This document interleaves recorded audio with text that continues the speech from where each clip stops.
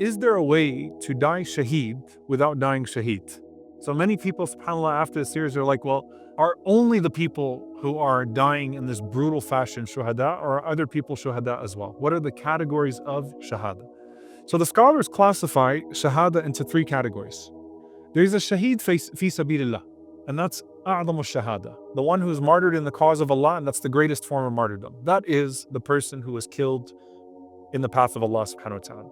Those are the people who are killed like the people that we're seeing. May Allah Azza wa Jal give them the full reward, and may Allah subhanahu wa ta'ala not deprive them any bit of what exists of His bounty in the hereafter. Allahumma Aamin. That those shuhada are of a certain category, meaning what? That they're treated both legally and spiritually as shuhada. Legally means what? They're washed. The way that they're washed is not with ghusl. They're shrouded in their original clothes, and they're buried in the place that they're martyred. So they're shrouded and they're buried as they were, but they don't actually go through the full passing of the regular death of a believer. That one is someone who's shaheed hukman, that they pass through as a shaheed, but they die in difficult situations. So they die in one of the categories that the Prophet ﷺ mentioned of shahada, which I'll go through inshallah ta'ala. And so they have the reward of the shuhada, but they're still washed and shrouded the way that any believer is washed or shrouded. Okay? So, their wounds would be cleaned, their kafan would be replaced. They're still going to be washed and shrouded the way that any believer is going to be shrouded. And the third one is someone who is purely spiritually a shaheed, which means what? They receive the reward of the shaheed in the hereafter, but there's no indication of their shahada as far as the legal realm is concerned. So we'll go through these categories inshallah. The first one is the obvious one. The second one, what are the categories of those who die shuhada as well? The Prophet ﷺ mentioned al-mat'un, the one who dies in a plague. The one who dies in a plague. The Prophet ﷺ mentioned also the one who drowns, al-gharq. The Prophet ﷺ mentioned also dhatul jand, which is like a lung disease. He mentioned alayhi salatu wasalam al-mabtun, someone that dies from a stomach disease. So you notice someone that dies perhaps from a young age from something that strikes them inside of themselves. And we hope that it's not limited to a young age, because the Prophet ﷺ mentioned that. But something comes to them of that sort. The Prophet ﷺ mentioned sahibul hadam, the one who is crushed. And so that's why many of the ulama mentioned the one who dies in a car accident, bidnillahi ta'ala, is practically sahibul hadam, right? I mean, you're moving at a fast pace and you're struck by something, then it would be sahibul hadam, someone who's crushed under a structure or crushed by something at a fast pace. The Prophet ﷺ mentioned al-muhtariq, the one who dies by a fire. SubhanAllah, you see how painful it is when someone dies in that way. And bidnillahi ta'ala, they go from that state to also being shuhada. The Messenger of Allah ﷺ mentioned a woman who dies during her childbirth, al-wilada. And subhanAllah, you have to think how many women used to die in their childbirth. It still happens today. May Allah accept them all as martyrs. But especially during that time, how frequent, how often it was for a woman to die during her childbirth. So any time in the process, if her death is induced as a result of her being in that state of al-wilada, she's mujahida fi sabilillah. I mean, and you're watching a woman that is going through that process of delivering. Obviously, women who have actually delivered, you've been through that, right? And it's the closest thing that a person will be pushed to death, even if they don't die. وَهِيَ فِي سَبِيلِ اللَّهِ. She's in the path of Allah subhanahu wa ta'ala. He mentioned, sallallahu alayhi wa sallam, مَنْ قُتِلَ دُونَ مَالِهِ, whoever dies defending their property. So someone is being robbed, and they try to defend their wealth, they try to defend their homes. That's also a shaheed bidnillahi ta'ala. He mentioned alayhi salatu wasalam, مَنْ قُتِلَ دُونَ نَفْسِهِ, someone who even just tried to protect themselves. They were attacked and they tried to protect themselves. The Prophet ﷺ mentioned, مَنْ قُتِلَ دُونَ أَهْلِهِ, whoever dies trying to protect their families, that person is a shaheed bidnillahi ta'ala.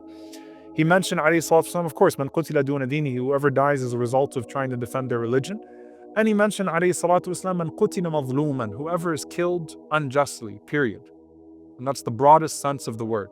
So all of these categories, you can hope, bi'idhnillahi ta'ala, are shuhada in the full sense of the word. They receive the ajr of shahada, they receive the reward of shahada.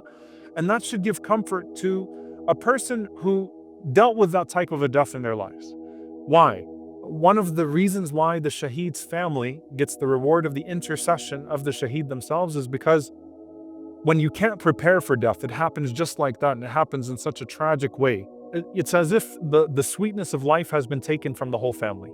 And so, bidnillahi ta'ala, what's given to them instead is the reward of the hereafter. Likewise, bidnillahi ta'ala, for those who lost someone in an untimely death or some sort of tragic death, a sudden cancer inside, a sudden car accident, or something crazy happens outside. There's a murder or a robbery that goes wrong. All of these things, bidnillahi ta'ala, we hope for shahada for that person and for the full reward for their family as well.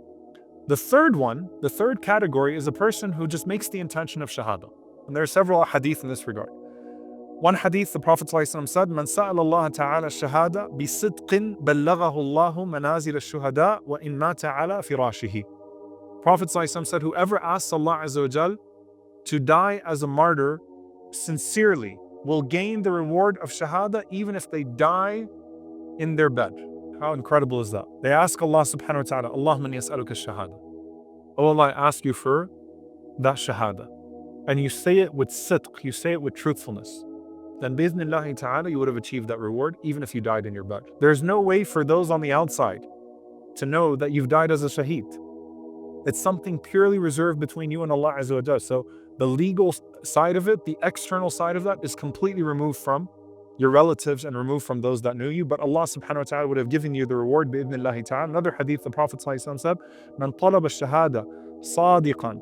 Whoever asks Allah subhanahu wa ta'ala for shahada truthfully would be given u'tiha walau lam tusibhu, would be given that shahada even if it did not strike them. So what this means, the scholars break this down into two ways. Number one, this is just in general, if a person asks Allah Azza wa Jal for ajr shaheed, for the reward of shahada, for everything that comes with the package of shahada, and they're sincere in that they can hope that Allah subhanahu wa ta'ala would grant them that reward.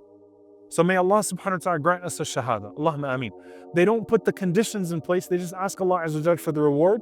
And even if they die the most comfortable death in the world, they still get the full package of the reward of shahada bidnillahi ta'ala. And that's from the mercy of Allah, because nothing is beyond the mercy of Allah Azza wa Jal in that regard. Think about Laylatul Qadr. Did we really deserve Laylatul Qadr? Imagine that person who lived before Laylatul Qadr and they worshipped Allah for their whole lives and they got that reward, and then you meet Allah subhanahu wa ta'ala, you worshipped Allah sincerely for that night, Allah gave you that reward.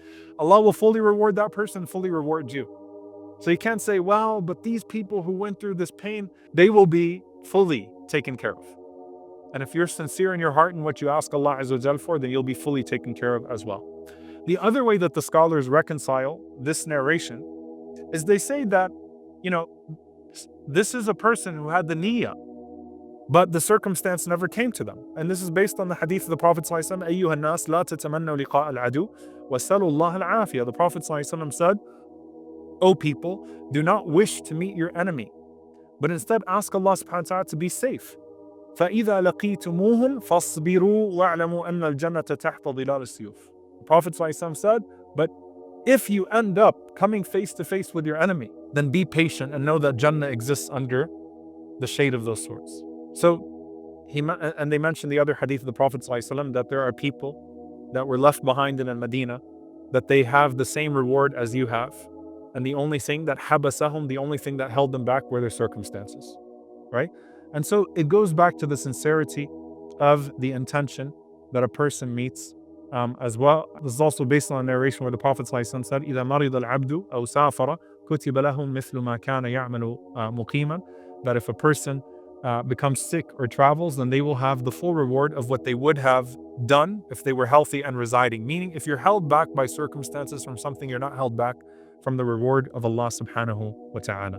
The last thing that I'll leave you with in this regard, bi'idhnillahi ta'ala, then we'll open it up to questions.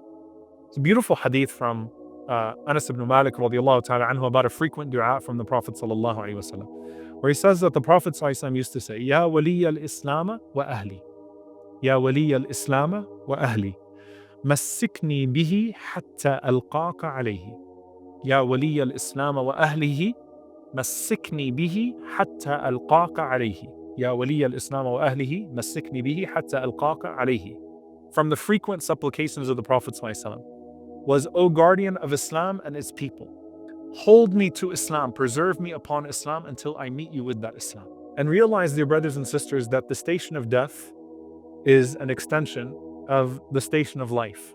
And the station of the afterlife is an extension of the station of death. That at the end of the day, if you're living for Allah subhanahu wa ta'ala, man aasha fi sabilillah, mata fi sabilihi. You live for Allah, you'll die for Allah. And you'll be raised in a way that is pleasing to you by Allah subhanahu wa ta'ala. That man ahabba liqa Allah, whoever loves to meet Allah, Allah loves to meet them. And that all of these barriers and partitions that exist between us, the more that those barriers and those partitions start to fade away, the closer we come to liqa al-habib, to meeting our Lord subhanahu wa ta'ala. And so hold on and grasp.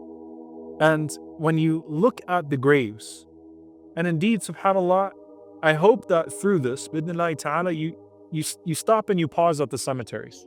That you go and you make dua, and you also think about yourself. Because we don't have to only visit the graveyards when the janazas happen. And reflect and ponder and ask Allah subhanahu wa ta'ala to make your ending good and to make your grave a garden of Jannah and not to make it a chamber of the fire. We ask Allah subhanahu wa ta'ala for that, and we ask Allah azza wa jal to comfort us with the knowledge of what He is doing for our shuhada from Gaza. SubhanAllah, the morning of Eid, seeing those images of the kids in their Eid clothes, it was devastating to see those kids in their Eid clothes murdered, slaughtered in typical Zionist fashion. And then you just have to ask yourself, Ya Rabb, while we came out to celebrate with each other, Bithnillahi ta'ala, they went and they joined their relatives that same moment. And they were greeted by the Prophet ﷺ rather than the Imam at their masjid. And they were greeted by the righteous that passed away rather than the righteous that were still living amongst them in Gaza at that same moment, Bithnillahi ta'ala. You have to have that hope. If you don't have that hope and you don't have that knowledge, then you'll crumble in the circumstances. And this is not just us trying to ease ourselves with some imagination. This is us affirming ourselves in a reality that the Prophet ﷺ told us about in explicit detail, so that we can keep going, bidnillahi ta'ala. So it doesn't take away from the outrage of what happens to them, but it does ease our hearts to know that Allah azza wa jal has a plan for them, bidnillahi ta'ala. And we pray that Allah azza wa jal accept them as shuhada, and that Allah azza wa jal grant us a shahada, and that Allah forgive us for all of our shortcomings. Allahumma Aamin.